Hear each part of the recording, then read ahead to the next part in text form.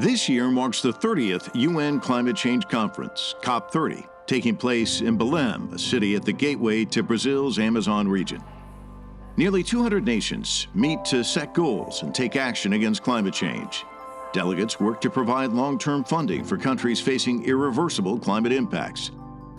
They try to establish measurable targets for adaptation and aim to reach consensus on phasing down fossil fuels while scaling up renewable energy. COP30 is hosted this year in Belém, Brazil, in the Amazon.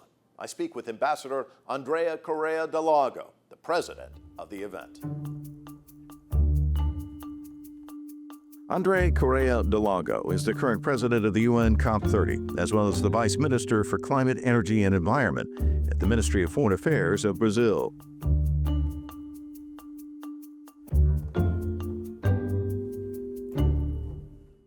What's it like having this leadership role for Brazil for the COP30?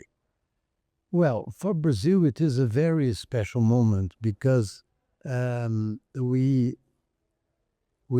have many reasons why we are somehow relevant in this debate. Some of them are positive, some of them are negative. So what are the negatives? Is that Brazil is many times remembered because of deforestation, for instance, and we have the largest tropical forest in the world.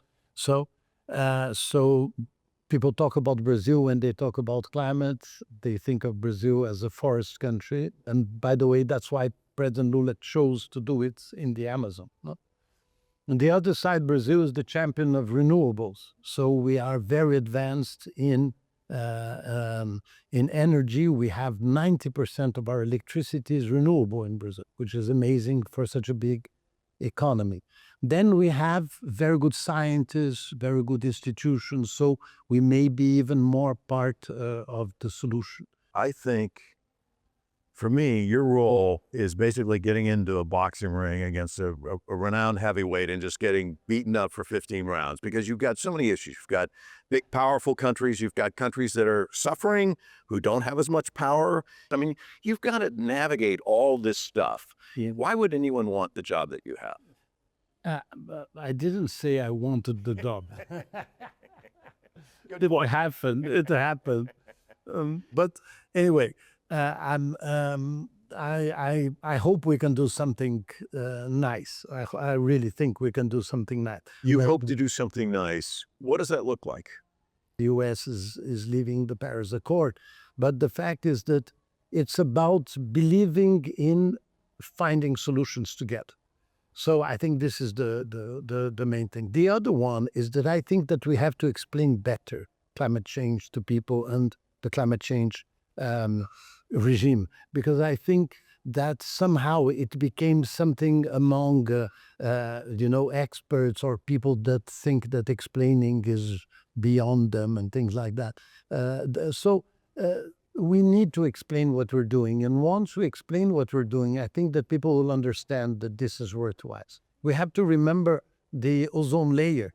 You remember the ozone layer was an incredible threat, and a diplomatic agreement ended with 95% of the gases that provoke the destruction of the ozone layer, and the ozone layer is recovered. So it is possible to have a diplomatic agreement, then a process, to have finance, to have technology, to eliminate a problem that affects everybody. We see in China production of solar and wind, and they're turning out EVs like crazy. There are pockets out there of hope, right? There are very impressive examples. And I think that this is the news that we have to bring, because I believe that telling the problems that we're going to have with climate, which is very important because you have to tell people what's going to happen, but it is a very sad story. So we really have to try to transform that agenda into a positive agenda. So an example is forests.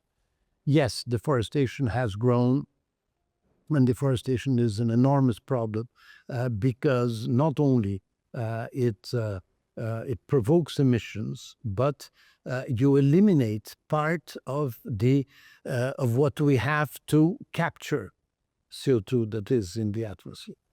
But then, if you look at forests as the possibility of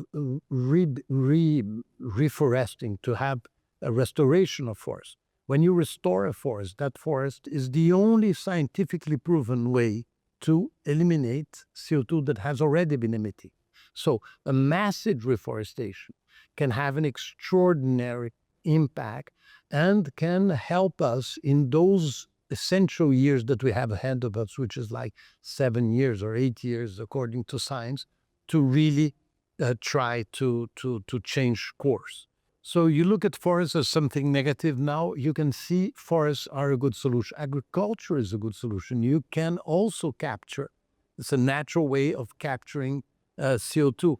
So we have to change the perception of some of the things that are seen, oh, that's it, that's very bad, and show that we can do it in the right way. And I believe that we have massive examples now, massive examples. The case of China that you mentioned is incredible. Who would have thought that already in 2025, China, which is the largest market in the world of cars, is selling more EVs than cars that are not electric. It's incredible.